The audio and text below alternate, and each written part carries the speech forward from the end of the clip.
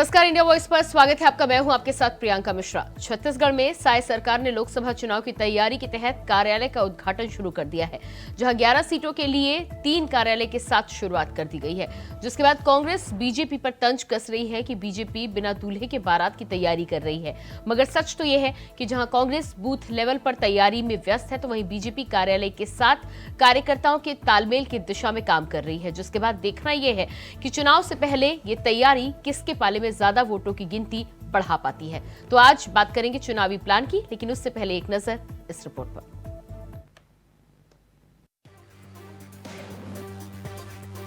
दरअसल लोकसभा प्रत्याशी की घोषणा होने से पहले ही बीजेपी सभी लोकसभाओं में अपने कार्यालय खोलने की रणनीति पर काम कर रही है। इसके तहत प्रदेश की 3 लोकसभाओं में एक साथ चुनावी कार्यालय शुरू कर दिया गया।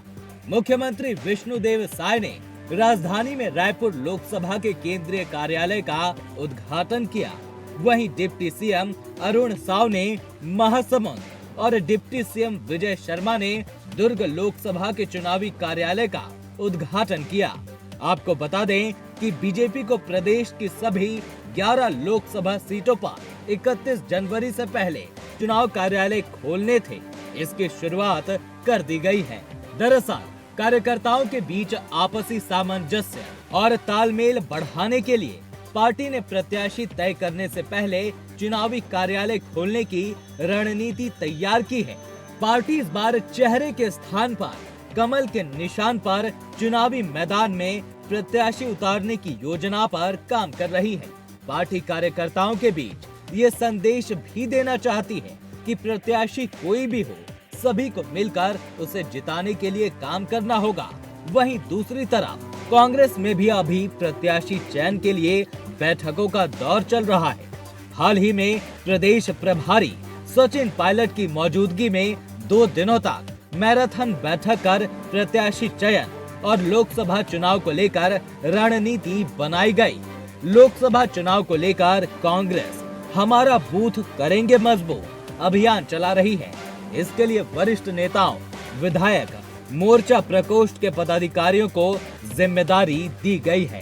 कांग्रेस के पदाधिकारियों को 5-5 बूथ की जिम्मेदारी दी जा रही है। बूथों में जाकर कांग्रेस नेता आगामी लोकसभा चुनाव को लेकर कार्यकर्ताओं से चर्चा करेंगे। इसमें राहुल गांधी की भारत जोड़ो न्याय यात्रा को लेकर भी चर्चा होगी। कार्यालय का शुभारंभ हुआ है और सभी कार्यकर्ताओं ने आज संकल्प लिया है कि आने वाले लोकसभा के चुनाव में रायपुर लोकसभा को 5 लाख से ज्यादा मतों से जिताकर मोदी जी को देंगे। पिछले चुनाव में 3.5 लाख से जीते थे, लेकिन 2024 का लोकसभा चुनाव, इसमें सभी कार्यकर्ताओं ने प्रण लिया है कि 5 लाख से ज्यादा मतों से भारतीय जनता पार्टी को जिताएंगे। प्रत्याशी चयन के पहले बीजेपी की चुनाव कार्यालय का उद्घाटन को लेकर कांग्रेस के एआईसीसी सचिव विकास उपाध्याय ने कहा, बीजेपी लोगों को भ्रमित करने का काम करती है। दूल्हे का पता नहीं, बैंड बाजा बुक करा रहे हैं, ताम झाम कर लोगों का ध्यान भटकाना चाह रहे हैं। पहले बीजेपी सरकार को जनता से किए वादे पूरा करना चाहिए। चंद दिन पहले भारतीय जनता पार्टी की सरकार इस प्रदेश में बनी है। झूठे वादों के साथ भारतीय जनता पार्टी की सरकार बनी, ना किसी को कुछ मिला, ना किसी ने कुछ पाया। अब जनता को यह एहसास हो गया कि भारतीय जनता पार्टी को वोट देना मतलब हमने झूठ का साथ दिया। अब लोकसभा का चुनाव है और लोकसभा का चुनाव है तो ये लोगों को मिसगाइड करने के लिए उस जगह से उस लोगों की डिमांड और मांग जो भारतीय जनता पार्टी ने घोषणा पत्र में की थी, उससे भटकाने के लिए अब लोकसभा का कार्यालय खोल रहे हैं। प्रत्याशी कौन है जानकारी नहीं है, दूल्हा है नहीं, स्टेज बन गया, ड्रेस आ गई, सब तामझाम हो गया, बाजा बुक हो गया, लेकिन मैं समझता हूँ अभी प्रत्याशी उनका तय नहीं हुआ। लेकिन अब जनता के बीच में एक भ्रम की स्थिति पैदा करने के लिए भारतीय जनता पार्टी इस प्रकार के काम कर रही है। बहरहाल लोकसभा चुनाव की तैयारियों में बीजेपी कांग्रेस से 2 कदम आगे नजर आ रही है। कांग्रेस जहां रणनीति बनाने के लिए बैठकें कर रही है, वहीं बीजेपी ने लोकसभा के लिए केंद्रीय चुनाव कार्यालय का शुभारंभ कर दिया है। अब देखना होगा कि आगामी लोकसभा चुनाव में इसका प्रदेश की जनता पर कितना असर पड़ता है। रायपुर से इंडिया वॉइस के लिए विकास यादव की रिपोर्ट। तो आज छत्तीसगढ़ में बीजेपी और कांग्रेस की लोकसभा तैयारियों पर होगी बातचीत। अंजय गंगवानी जी, कांग्रेस प्रवक्ता, हमारे साथ जुड़ चुके हैं। स्वागत है आपका। के शर्मा जी, वरिष्ठ पत्रकार, हमारे साथ हैं। आपका भी बहुत बहुत स्वागत है। और रितेश मौर्य जी, प्रवक्ता बीजेपी से, हमारे साथ हैं। आपका भी बहुत बहुत स्वागत है। रितेश जी, पहला सवाल आपसे ही। कांग्रेस के नेताओं के द्वारा सवाल उठाए जा रहे हैं, जिस तरह से कार्यालय का उद्घाटन किया गया है मुख्यमंत्री साय के द्वारा। उनका कहना है कि बिना दूल्हे के बारात की तैयारी कर रही है बीजेपी। इंडिया वॉइस के सभी दर्शकों को सबसे पहले मेरा नमस्कार है। और आने वाले समय में लोकसभा चुनाव की तैयारी की दृष्टि से भारतीय जनता पार्टी पूरी कमर कस करके मैदान में उतर गई है, जिसका शुभारंभ 31 जनवरी को 4 लोकसभा में हमने चुनाव कार्यालय का उद्घाटन किया। लेकिन कांग्रेस पार्टी को जब से हम सरकार में पहले भी कई सारे डिबेटों में कहा है कि कांग्रेस पार्टी जब से सरकार भारतीय जनता पार्टी आई है, कांग्रेस के पेट में दर्द हुआ, कुछ न कुछ मुद्दे को लेकर लगातार वो घेरेबंदी करते नजर आई है, लेकिन वो हर मुद्दों पर फेल हुई है। चाहे वो जो भी प्रश्न अभी तो उठाया उसका जवाब हमने काम करके दिखाया है। और जब हम लोकसभा की तैयारी को लेकर गंभीर है, वही कांग्रेस की पार्टी राहुल गांधी जी के न्याय यात्रा को लेकर ज्यादा गंभीर है। मुझे लगता है कि लोकसभा को लेकर के कांग्रेस पार्टी को अपने यहाँ देखना चाहिए, जबकि हमारे यहाँ अभी लोकसभा के चुनाव को लेकर के बूथ लेवल की कमेटियों की बैठक होगी, या लोकसभा स्तरीय बैठक, विधानसभा के स्तर की बैठक, या फिर घर चलो गांव चलो ऐसा अभियान हमने चालू किया है। नमो ऐप के द्वारा हम लोगों को जोड़ने का प्रयास कर रहे हैं, नए मतदाताओं को हम जोड़ने का प्रयास कर रहे हैं। 25 जनवरी को देश के प्रधानमंत्री 5000 स्थानों पर 9 मतदाताओं को संबोधित करते। तो भारतीय जनता पार्टी का सीधा लक्ष्य है कि इस बार अब की बार 400 पार। तो भारतीय जनता पार्टी हमेशा चुनावी मोड में रहती है। और जो कांग्रेस का आरोप है कि बिना दूल्हे की स्टेज, और ये है, मुझे लगता है कुछ दिन रुकिए, हमारे प्रत्याशी घोषित हो जाएंगे। और माननीय विष्णुदेव साय जी ने जो कहा है कि रायपुर लोकसभा को हम 5 लाख मतों से अधिक वोटों से जीत करके हम मोदी जी को उपहार में देंगे। निश्चित रूप से हम छत्तीसगढ़ में 11 की 11 लोकसभा से जीत करके आएंगे। और कांग्रेस जहां पर अपने पिछले 5 सालों में हमने देखना चाहिए कि उन्होंने कुशासन में क्या जनता के साथ वादा खिलाफी किया, इसलिए जनता ने उनको नकारते हुए भारतीय जनता पार्टी की सरकार बनाई है। तो मुझे लगता है जनादेश का सम्मान कांग्रेस करना चाहिए। और जनादेश का अपमान है जो विकास उपाध्याय जी ने कहा है कि जनता से गलती हुई। अभी तो मात्र 1.5 माह हुआ, आप जनता की गलती बता रहे हैं। मुझे लगता है कि उसको देखना चाहिए कि लोकसभा में भी जनता देख रही है आपके अजय गंगवानी जी, आपके मुद्दों पर। अजय गंगवानी जी, रितेश जी कह रहे हैं कि आप चुनाव से ज्यादा राहुल गांधी की न्याय यात्रा पर फोकस कर रहे हैं। देखिए, महत्वपूर्ण है प्रियंका जी, रितेश जी की बातों से घबराहट दिख रही है। आज राहुल गांधी की यात्रा से न केवल केंद्र की मोदी सरकार, पूरी भारतीय जनता पार्टी घबराई हुई है। पहले भी जो हमारी तरह यात्रा निकाली गई 4000 किलोमीटर की, लगातार विरोध किया गया, जो सोशल मीडिया पे दुष्प्रचार करने का प्रयास किया गया। अभी भी देख लीजिए, आज भी देखिए, हम जो 6700 किलोमीटर की यात्रा कर रहे हैं, न्याय यात्रा, सामाजिक न्याय, आर्थिक न्याय, राजनीतिक न्याय, जिस प्रकार का देश में अघोषित आपातकाल है, लगातार जो निर्णय लिए जा रहे हैं अपने पूंजीपति मित्रों को, उद्योगपति मित्रों को फायदा पहुंचाने के लिए। आज का बजट देख लीजिए प्रियंका जी, महत्वपूर्ण है। आज देश के आम बजट से देश की महिला, देश का युवा, देश का किसान, देश की आम जनता ये आशा लगा के बैठी थी कि कुछ होगा। ये इनका जो पिटारा पूरी तक खाली है। आज आप कॉर्पोरेट टैक्स को 30% से घटा के 22% कर देते हैं, लेकिन इनकम टैक्स की लिमिट 10 साल में आप 1 रुपये बढ़ाने के लिए तैयार नहीं है। देश पे जो ऋण है उसको आप 55 लाख करोड़ से बढ़ा के 205 लाख करोड़ कर देते हैं, 4 गुना ऋण हो जाता है। क्या इससे देश का विकास होगा? 5 ट्रिलियन इकोनॉमी का आपने दावा किया, लेकिन विकास दर 8% होनी चाहिए, आपकी विकास दर 5% से आगे नहीं बढ़ती। भुखमरी इंडेक्स में आज जो इंडिया है, पाकिस्तान, बांग्लादेश, श्रीलंका से नीचे है। रुपए का मूल्य डॉलर की तुलना में लगातार गिर रहा है, जिससे स्पष्ट दिख रहा है कि देश की अर्थव्यवस्था उल्टे पांव भाग रही है। देश पे ऋण 4 गुना कर देते हैं, राजकोषीय घाटा जो है वो लगातार बढ़ रहा है। दूसरा ये देखिए, महंगाई की बात कर रहे हैं, आज 100 दिन में महंगाई कम करने का वादा किया। पिछले 1 साल के अंदर 11 महीने महंगाई दर जो है वो 6% से ज्यादा है। बेरोजगारी का 45 साल का रिकॉर्ड टूटता है। आर्थिक असमानता चरम पे है। इनके पूंजीपति मित्रों की रोज की इनकम है 1600 करोड़ रुपए। देश के किसान की आय 27 रुपए प्रतिदिन। तो इनके दिख रहा है कि इनकी प्राथमिकताओं में इनके पूंजीपति उद्योगपति मित्र है। केंद्र की मोदी सरकार लगातार जुमलेबाजी करके, झूठे वादे करके सरकार बनाने में सफल रही। क्या 2 करोड़ रोजगार मिल गए? क्या 15 लाख आ गए? क्या किसानों की आय दुगनी हो गई? क्या स्वामीनाथन आयोग की रिपोर्ट लागू हो गई? क्या बुलेट ट्रेन चालू हो गई? कि 5 ट्रिलियन इकोनॉमी बन गई, क्या 100 दिनों में महंगाई कम हो गई? तो ये क्षेत्र केंद्र के मोदी सरकार का है, यही आज छत्तीसगढ़ के विष्णुदेव सरकार का। आज 1.5 महीने हो चुके हैं, क्या मेहतारी वंदन योजना की घोषणा हुई? 70 से 80% प्रियंका जी किसानी कार्य से जुड़ी है।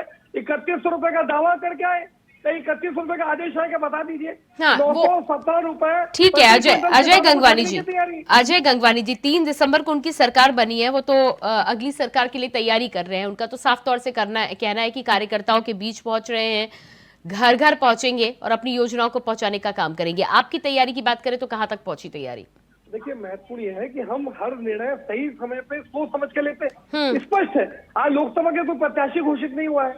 आज ये अंतर गुटबाजी से घबरा कर लगातार कार्यालय खोलने का प्रयास कर रहे हैं। देखिए प्रियंका जी, इन्होंने 12 लोगों का मंत्रिमंडल बनाया, सिर्फ 4 पुराने चेहरों को शामिल किया गया, 8 नए चेहरे। इनके वरिष्ठ नेता अमर अग्रवाल, राजेश मूणत, पुन्नूलाल मोहिले, लता उसेंडी, पूरी लंबी लिस्ट है। सारे ऐसे नेता जो आस लगा के बैठे थे कि भैया इस मंत्रिमंडल में स्थान मिलेगा, कोई महती जिम्मेदारी मिलेगी, ऐसा कुछ हुआ नहीं। अरे लेकिन अजय जी, वो तो बीजेपी का प्रयोग है ना, उनको फायदा मिल रहा है तो वो प्रयोग करेंगे। के शर्मा जी के पास में पहले जाती हूँ, फिर आपके पास आती हूँ। के शर्मा जी, क्या लगता है आपको कि एक तरफ भारतीय जनता पार्टी, एक तरफ कांग्रेस की बूथ लेवल की व्यस्तता, लगातार आरोप प्रत्यारोप का दौर तो जारी रहेगा, लेकिन चुनावी मोड में भारतीय जनता पार्टी रहती है, कांग्रेस की न्याय यात्रा भी आज पहुंची है, क्या तैयारियां बराबर समानांतर चल रही हैं? निश्चित रूप से देखिए कि भाजपा की स्थिति एक सत्ताधारी है, तो सत्ता में रहते हुए जो नुकसान की बात होती है उस पर भी विचार करना। जो भी आपने घोषणाएं की है, जैसे आपने कैबिनेट में डिसीजन कर लिया है, महतारी वंदन योजना का पैसा देंगे, कब देंगे? 18 लाख मकान देने की आपने बात की है, तो उसकी प्रोसेस कहाँ आगे बढ़ी है? तो 500 रुपए महंगाई बड़ा मुद्दा जैसे अभी बता रहे हैं, तो महंगाई को लेकर के सिलेंडर देने की बात है, उस पर आपने कहाँ तक कार्रवाई की है? तो कुल मिलाकर के ये है कि आपको डबल इंजन की सरकार तो है, तो डबल आपके पास मतलब लाभ भी दिखता है तो नुकसान भी उतना ही। केंद्र सरकार की विफलता और राज्य सरकार की जो मोदी गारंटी वो कहाँ तक पूरा, ये महत्वपूर्ण विषय है। दूसरी चीज है कि अभी निश्चित रूप से मोदी के चेहरे पर चुनाव लड़ने की बात हो रही है, मोदी की गारंटी की बात हो रही है, केंद्र सरकार की योजनाओं के दम पर चुनाव लड़ने की जो बात हो रही है, तो ऐसी स्थिति में छत्तीसगढ़ की बात करें तो वो कार्यालय खोला जाना ठीक है, नए नए प्रयोग करके। जिस तरह से प्रत्याशियों की घोषणा विधानसभा में चुनाव में आप देखे होंगे कि बहुत पहले कर दी थी भाजपा, जिसका उनको लाभ मिला, इसका लाभ कितना मिलता है ये देखना। दूसरी ओर कांग्रेस में जो राहुल गांधी की न्याय यात्रा चल रही है, तो इसके अंतर्गत जनता से जुड़ाव के साथ जनता की जो मूल समस्या है उनसे वो रूबरू हो रहा है। उसके आधार पर यदि मजबूत घोषणा पत्र लाते हैं, जैसे छत्तीसगढ़ में अब तो पूरे देश की जनता जागरूक है, घोषणा पत्र किस ढंग से कौन लेके आता है उसके आधार पर मतदान की स्थिति निर्मित होती है। तो अब जो महत्वपूर्ण बात आ रही है कि कांग्रेस की न्याय यात्रा के बाद जो स्थिति आएगी प्रत्याशी चयन को लेकर, तो भाजपा में निश्चित रूप से फिर से कहा जा रहा है कि नए लोगों को मौका मिलेगा मंत्रिमंडल बनाने में। जैसे वरिष्ठ नेताओं पर जिनका नाम ले रहे हैं, क्या वो उनमें नाराजगी की स्थिति आती है? आपने केवल अभी मंत्री बनाया है, अभी लाल बत्ती का कार्यकर्ता इंतजार कर रहे हैं, अथक मेहनत किया मुख्यमंत्री का कहना है कार्यकर्ता, तो वो भी इंतजार कर रहे हैं कि हमको कब लाल बत्ती मिलेगा। तो ये बात आ रही है कि कार्यकर्ताओं को समावेशी विकास की दृष्टि से यदि कह रहा है कि सभी मेहनत करो, अब लोकसभा चुनाव के बाद हम लाल बत्ती पर विचार करेंगे। तो ये तमाम प्रकार की बातें हैं। तो भाजपा को यदि 400 सीट आप मान के चल रहे हैं कि हमारा लक्ष्य 400 है, 5 लाख आप रायपुर लोकसभा से जीत जाएंगे, निश्चित रूप से 8 बार आप रायपुर लोकसभा जीत चुके हैं, लेकिन जनता से भी कभी आपको जाना है तो निश्चित है दोनों तरफ से देखना है। और भाजपा प्रत्याशियों की घोषणा इसलिए भी रुक सकती हो सकता है कि कांग्रेस की ओर से भी देखें कि कौन प्रत्याशी आ रहा है। वरिष्ठ नेता कांग्रेस के भी मैदान में उतरते हैं, जिस तरह से आ रही है कि एक दूसरे के ऊपर जो टोपी पहनाने की जो बात कर सकते हैं, तो उसको यदि सभी वरिष्ठ नेता यदि मैदान में उतरते हैं 11 सीट में, तो छत्तीसगढ़ में कांग्रेस मजबूत स्थिति में है और अभी 38 विधायक अभी भी है। और भाजपा की बात करेंगे तो 46% मतदान उनको मिला है। पिछले लोकसभा चुनाव में बात करें तो 50 कुछ लगभग 51% था। उसको कितना बढ़ा पाते हैं, इसके लिए मोदी की गारंटी योजना का क्रियान्वयन जितना जल्दी करेंगे लोगों को लाभ मिलेगा। जैसे किसान धान बेचने का काम कर रहे हैं, 4 तारीख आखिरी दिन है, अब उसमें जो पैसा मिलना है 3100 रुपए प्रति क्विंटल के दर से, उसका इंतजार कर रहे हैं। कुल मिलाकर के मुझे लगता है कि बजट तक के इंतजार करना पड़ेगा इन योजनाओं के धरातल में क्रियान्वयन की दृष्टि से बात करें। लेकिन कांग्रेस को कमजोर मानना भाजपा की भूल हो सकती है। रितेश जी जवाब दीजिएगा। देखिए, हम कभी किसी सामने वाली पार्टी को कभी भी हम कमजोर नहीं समझते। राजनीति में सत्ता पक्ष विपक्ष होता है और हम तैयारी हम 5 सालों लगातार करते हैं, चाहे विधानसभा चुनाव होगा, चाहे लोकसभा होगा, चाहे नगरीय निकाय, चाहे पंचायत चुनाव। हम लगातार हम संगठन काम करते हुए चुनाव के मोड में हमेशा रहते हैं, चाहे वो कॉपरेटिव चुनाव होगा, ये लोकसभा का चुनाव कार्यालय, ये इसका एक रणनीति का एक हिस्सा है, जहां पूरे देश भर में कई सारे लोकसभा क्षेत्रों में हमने कार्यालय खोला ताकि लोगों का आवाजाही उस सभी के लोकसभा क्षेत्र में हो और वहाँ रणनीति बने, काम करे। कार्यकर्ताओं का अभी 5 तारीख से 11 तारीख तक घर घर चलो, गांव चलो का एक बड़ा अभियान है, जहां पर वो एक रात गांव में बिताएंगे, वार्डों में बिताएंगे, लोगों से बातचीत करेंगे। तो ये चुनाव का एक हिस्सा है, क्योंकि कांग्रेस पार्टी अपनी ही अंतर कला में अभी तक फंसी हुई है, जहां पर मैं अभी सुनने में आ रहा है कि कई ऐसे प्रत्याशी जो उनसे बातचीत हुआ, इनके प्रदेश प्रभारी जो बोले तो चुनाव न लड़ने की अपनी मंशा जाहिर कर, उनको मालूम है कि हम मैदान में आएंगे और हारेंगे, पैसा हमारा खर्चा होगा। तो मुझे लगता है इसीलिए वो भूपेश बघेल जी, टीएस सिंहदेव जी का जो नाम लोकसभा के चुनाव में लड़ाने की जो बात आई है, तो कहीं ना कहीं कांग्रेस जो है अभी से हथियार डाल दी है। और राहुल गांधी जी की जो न्याय यात्रा के बारे में बात करूंगा तो देश का न्याय तो हो चुका है, धारा 270 और राम मंदिर का जो विषय पूरा कंप्लीट हमने किया है। तो मुझे लगता है कि कांग्रेस जो है अपने अंतर कलह के विषय को देखे, जहां पर अभी वो उपाबहु की स्थिति में है कि कहां पर वो कमजोर है, कहां पर उनकी स्थिति है, तो उसके ऊपर वो ध्यान केंद्रित करती। भारतीय जनता पार्टी का प्रत्येक कार्यकर्ता पार्टी के काम के लिए प्रतिबद्ध है। या हमारे यहाँ ना कोई गुटबाजी होती, ना अंतर कला होता। जो निर्णय हमारे भारतीय जनता पार्टी में होते सहज रूप से, चाहे बड़ा नेता हो चाहे छोटा कार्यकर्ता हो, सहज रूप से स्वीकार करता है, सब काम में लग जाते हैं। ये काम लगने की पद्धति यहाँ पे ले देंगे, माननीय राजेश कुमार जी होंगे, अमन अग्रवाल जी होंगे, इनको जिनको क्लस्टर लेवल का लोकसभा का काम दिए हैं। तो नहीं, लेकिन रितेश जी बाकी राज्यों की बात की जाए तो इंडिया गठबंधन की चाहे जो भी स्थिति हो, लेकिन छत्तीसगढ़ की यदि बात की जाए तो छत्तीसगढ़ में कांग्रेस मजबूत रही है। भले ही विधानसभा चुनाव में उस तरह के नतीजे नहीं मिले हों, लेकिन लोकप्रियता चाहे पूर्व मुख्यमंत्री भूपेश बघेल की हो या तमाम कांग्रेसी कार्यकर्ताओं की हो या सीटों की हो, छत्तीसगढ़ में स्थिति मजबूत नजर आती है। देखिए, ये मजबूत स्थिति ठीक है, मैं मान सकता हूँ, लेकिन आने वाले लोकसभा में परिणाम बताएंगे कि मजबूत कौन है कौन था। ये सारे विषय मैं लोकसभा के परिणाम के बाद अपन चर्चा करेंगे तो मुझे लगता है ज्यादा सार्थक होगा। तो मैंने पहले ही बोला कि 11 के 11 लोकसभा सीट में हमारा फोकस है, खासकर जांजगीर चांपा, कोरबा, बस्तर के क्षेत्रों में, जहाँ हमको जीतने की आवश्यकता है, जहाँ हम स्वीकार किए कि हम यहाँ पर कमजोर स्थिति में है और वहाँ लगातार हमने विस्तारकों को भेज करके भी हम विधानसभा स्तर पे हो चाहे बूथ स्तर पे हम काम करने की प्रक्रिया हमने प्रारंभ कर दी है। हमारे क्षेत्रीय संगठन मंत्री अजय जयमाल जी, प्रदेश संगठन मंत्री माननीय पवन साय जी हो, प्रदेश अध्यक्ष जी लगातार चुनावी दौरे को लेकर के कार्यकर्ताओं से संवाद कर रहे, काम कर रहे हैं। और रही बात जो शर्मा जी ने उठाया कि जो लाल बत्ती का विषय है, तो लाल बत्ती देश में हट चुका है। कार्यकर्ता को मालूम है कि अभी हमको लोकसभा जीतना है और जिनको भी जो जिम्मेदारी मिलेगी, चाहे वो निगम मंडल आयोग होगा, चाहे संगठन का दायित्व होगा, भी संगठन ठीक है। अजय हो सकता है, तो ये हमारा एक आंतरिक विषय जी। अजय गंगवानी जी, विधानसभा चुनावों में आपकी स्थिति काफी मजबूत थी और नतीजों का इंतजार आप भी कर रहे थे। नतीजे बिल्कुल अलग इतर निकलकर सामने आए हैं। लोकसभा की स्थिति की बात की जाए तो बीजेपी मजबूत रही है। ऐसे में क्या लगता है आपको, सीटें बचा पाएंगे, बढ़ा पाएंगे, क्या कुछ स्थिति? और दूसरी बात, जो तैयारी आप लगातार कर रहे हैं उसको लेकर लोकसभा चुनाव के नतीजों में क्या परिवर्तन देखेंगे? देखिए, 4 से 5 बिंदु में बात है। सबसे पहले वरिष्ठ पत्रकार के शर्मा जी, उन्होंने एक बहुत अच्छी बात कही कि भारतीय जनता पार्टी कांग्रेस को किसी प्रकार से कमजोर ना आके। मेरे मित्र रितेश जी की बातों से उनका घमंड अहंकार दिख रहा है। विधानसभा चुनाव जीत गए, मैं उस बात को, हम अपनी हार स्वीकार करते हैं, लेकिन वोटों का जो प्रतिशत में गिरावट है मात्र 0.5%, ये इस बात का प्रमाण है कि कांग्रेस पार्टी छत्तीसगढ़ पूरी तरह मजबूत है। भूपेश बघेल देश के नहीं, लेकिन अजय जी वो नतीजे विधानसभा चुनाव के थे। विधानसभा चुनाव और लोकसभा चुनाव अलग अलग होता है। देखिए, मैं उस पर भी आ रहा था। देखिए, बहुत महत्वपूर्ण है। 2003 की एक बात आपको स्पष्ट कर दूं, 2003 में भी मध्य प्रदेश, राजस्थान और छत्तीसगढ़ तीनों जगह चुनाव हारे। 2004 में कांग्रेस पार्टी पूरी दमदारी से, पूरी ईमानदारी से, संवेदनशील ढंग से चुनाव लड़ा। 2004 में यूपीए पूरे देश में सरकार बनाने में सफल रहे। हम हार को स्वीकार करते हैं, लेकिन नई ऊर्जा के साथ, पूरी तैयारी के साथ, प्रत्येक बूथ स्तर पर, प्रत्येक गांव स्तर पर हमारे कार्यकर्ता पूरे जोश और उत्साह के साथ लड़ेंगे। हमारे नए जो प्रदेश प्रभारी बने हैं सचिन पायलट, उनके आने से एक नई ऊर्जा का संचार हुआ है। छत्तीसगढ़ का प्रत्येक कार्यकर्ता एक नए उत्साह के साथ लड़ाई लड़ेगा। लेकिन महत्वपूर्ण यह है कि लोकसभा चुनाव के जो मुद्दे हैं उसमें केंद्र की मोदी सरकार की विफलताएं, जो उनके झूठे वादे हैं, जो गिरती आर्थिक असमानता है, बढ़ती महंगाई है, बढ़ती बेरोजगारी है, उसको लेके जा रहे हैं। लेकिन देखिए सबसे महत्वपूर्ण ये है कि भारत जोड़ो यात्रा के बाद हम जो भारत न्याय यात्रा ला रहे हैं, 536 किलोमीटर की यात्रा जो 5 दिन छत्तीसगढ़ में रहेगी, 7 जिलों से गुजरेगी। इस यात्रा के बाद छत्तीसगढ़ के कार्यकर्ताओं में नया जोश। ठीक है अजय, ठीक है के शर्मा जी, ठीक है के शर्मा जी फाइनल कमेंट दीजिएगा। समय मेरे पास नहीं है अजय जी, माफ कीजिएगा जी। के शर्मा जी फाइनल कमेंट।